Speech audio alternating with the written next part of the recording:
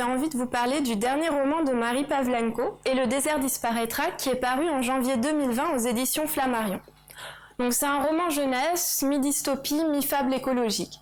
L'histoire, c'est celle de Sama, une jeune fille de 12 ans, qui vit dans un monde où le désert a tout recouvert. Donc il n'y a plus de nature et les rares arbres qui restent poussent désormais dans des trouées, c'est-à-dire des poches de sable.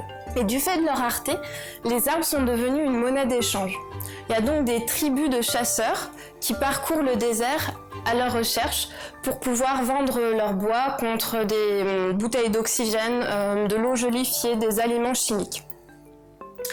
Alors Sama, elle appartient à une de ces tribus nomades de chasseurs et son plus grand souhait dans la vie, c'est de devenir une chasseuse à son tour.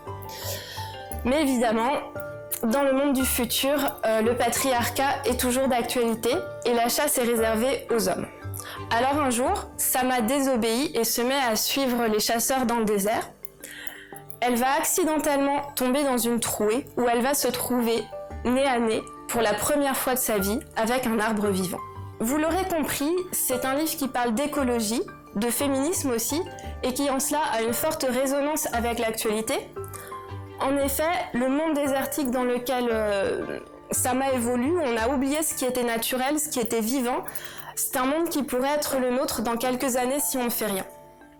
Pour autant, c'est pas un livre moralisateur, c'est vraiment une ode à la nature, au vivant, à la beauté du monde.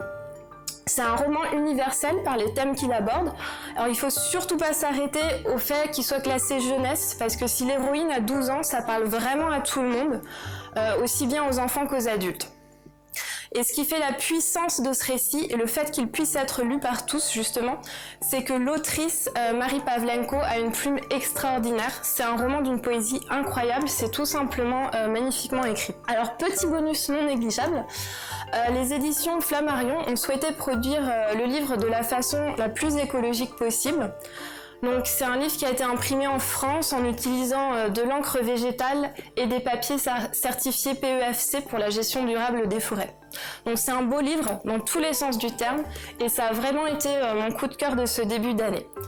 Donc j'espère vous avoir donné envie de le lire. En tout cas, n'hésitez pas à venir l'emprunter à la bibliothèque. À très bientôt.